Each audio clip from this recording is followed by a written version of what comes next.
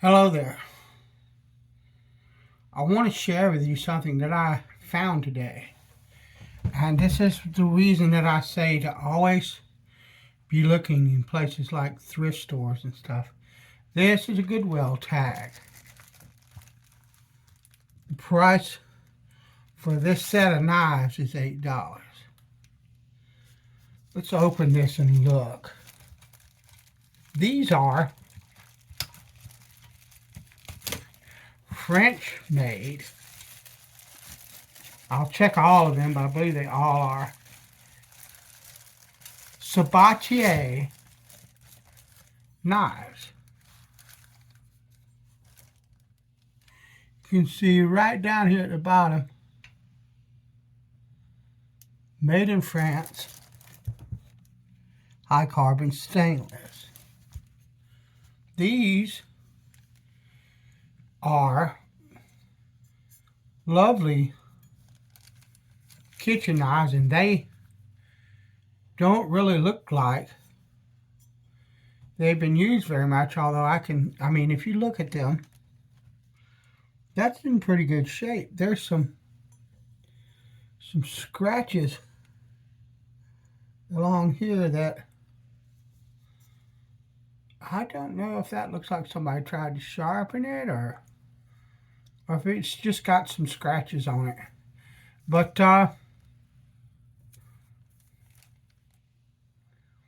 this is an 8-inch chef. It's made in France. Also, there is, let's just get these out and look at them.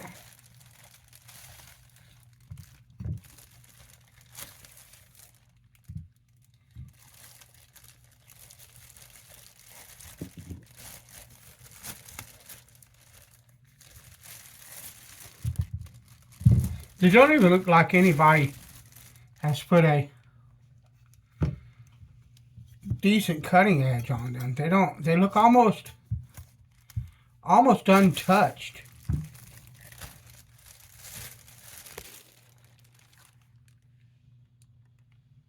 Made in France, paring knife, 6-inch utility knife. I believe that says 6. Yeah, it's a 6-inch. Made in France. 8-inch slicer. Made in France. Not bad flexibility wise. 6-inch boning knife. Made in France. So yeah, the whole thing. This is a tomato knife. It's made in France. It says tomato bagel. So basically, bread knife, vegetable knife, and then of course you have the 8-inch chef. Now, you say, well, Sabatier, what's Sabatier? Well, Sabatier is not really a brand. It is, but it's not. It's more like a style of knife. And why I say that, there's a lot of people that run from the Sabatier brand, okay? And they do that because, well, I kind of have to tell you a long story. Sabatier knives started in France, and I think somewhere in the 1800s, but I could be wrong. It might have been a little older than that. But they started as a cutlery company, a knife company. But when they started, there were 2 knives that were branded Sabatier. Both of the makers' last names were Sabatier. And so, because I'll have to wash these knives really well. But because the trademark laws were not like they are nowadays, these 2 companies, or these 2 knife makers, were allowed to continue to make knives under the Sabatier brand. okay? And it really didn't matter that much to most people because both of the company's knives were considered to be really fine cutlery. But what happened is over the years, because these two companies were allowed to both have the same branding, other companies started taking up that branding name. A lot of them in France at first, but then all over the world because the name was recognizable and people expected a high quality knife. But over the years, when the modern trademark laws and stuff were introduced in France, this was basically already out of control. Now, they did make a law that says that you have to kind of have some kind of differentiating identifier in your logo. But these knives you can find Sabatier brand knives made all over the place. And there's a lot of these knives that are made in places other than France that are basically crap, particularly coming out of the Far East. And so a lot of people, they don't have an experience with a genuine French Sabatier. They have experience with the cheap knockoffs. They're different. And as far as who the real Sabatier is, you're going to find people all over this platform and the other social media sites where these knives are talked about. They're going to claim that K. Sabatier is the maker, the original maker, or Sabatier Leon, or Sabatier Diamant, or what is the other? There are like 5 or 6 prominent French manufacturers of Sabatier knives made in Thurs and other areas of France that build quality knives. And then you've got, as of right now, there are either 30 or 31 branded models of Sabatier knife lines in the world. So how do I know that this is a really high quality knife? Well, I don't know that it's like super high quality. I do know that it's going to be a quality knife because it is made in France, okay? It's not made in the Far East. It's not made somewhere where they're just trying to make $1, okay? And so I'm perfectly satisfied that this is a quality knife. I can also look at the distal taper in the blade.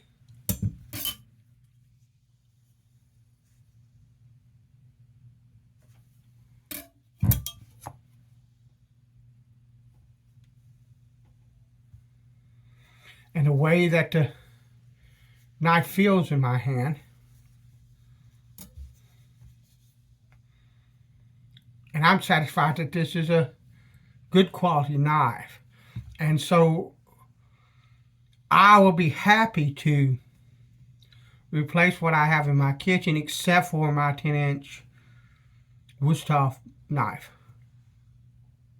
with these knives because I think they're going to be fantastic quality for what I need.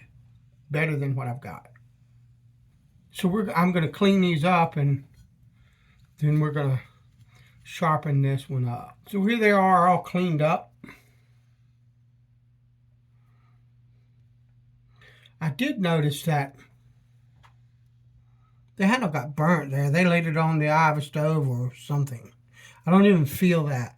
The way that I hold a chef knife, I'll never even notice it. And that's going to be a fantastic knife for my kitchen. These are going to work really well. If you look at this knife, it's a full bolster knife. So what I'm going to do, sometimes this bolster can get in the way when you're sharpening it. So I'm going to actually sharpen all the way to that bolster and wear it down a bit. It won't be razor sharp right there at the edge, but I'm going to wear that bolster down so that over time I don't have to worry about having to struggle too hard to thin that bolster out when the knife advances more this way.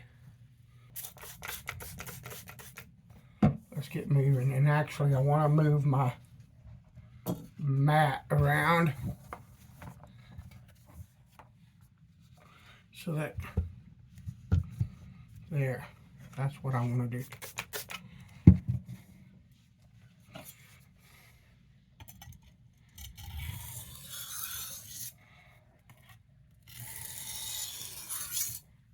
And I'm not going to use, actually what I'm going to do is I'm going to flip over here to the medium crystalline side, because these don't have a hugely well done bevel to start with, and I'm not going to use any kind of pressure.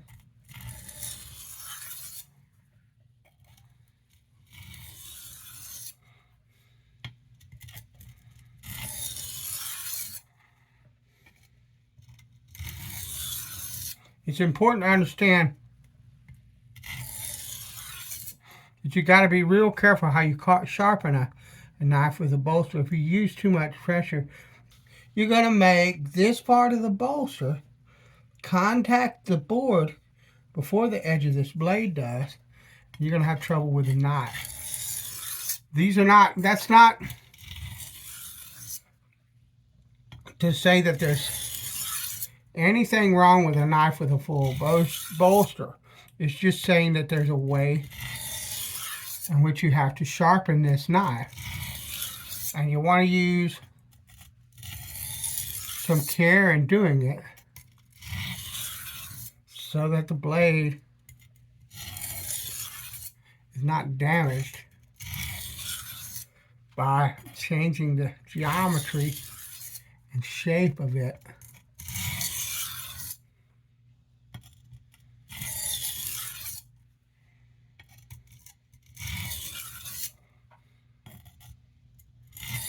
And you don't have to worry.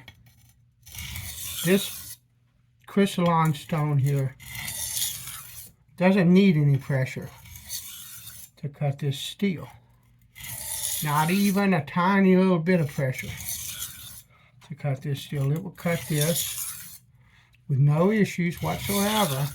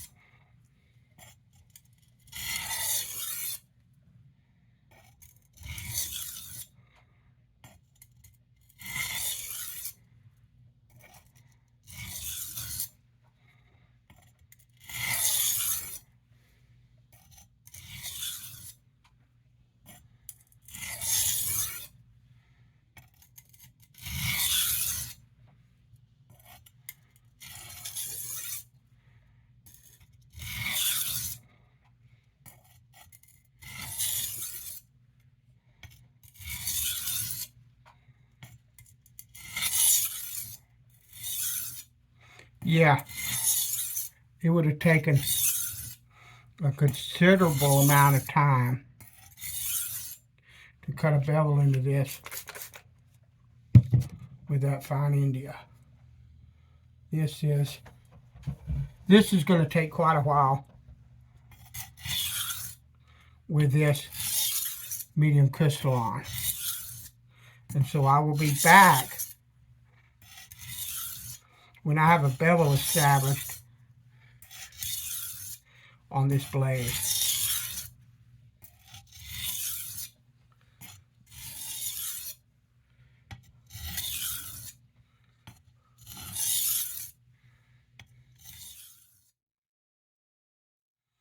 Alright, I've got a really nice edge established on this. There was a really slight bend in the very tip of this blade that I basically flattened out. So what we're going to do now, we're going to flip over to the fine India side of this stone.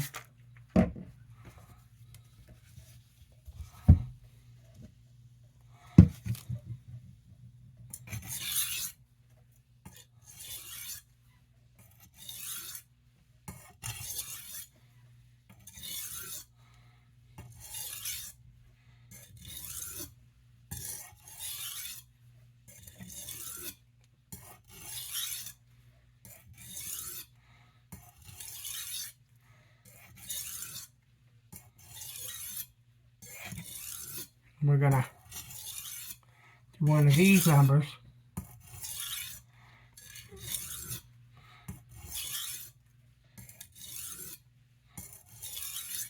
To kind of take those scratch marks from that lower grit.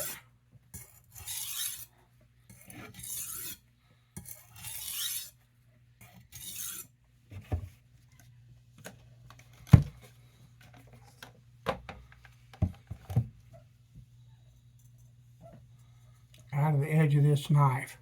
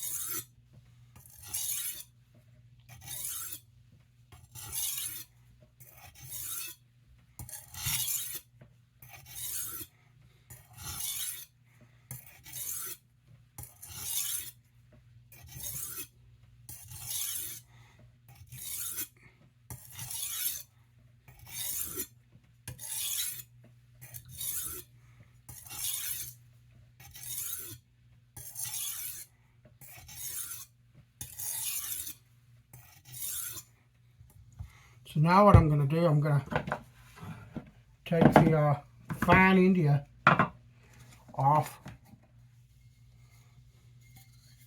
And I'm going to go to the soft Arkansas stone.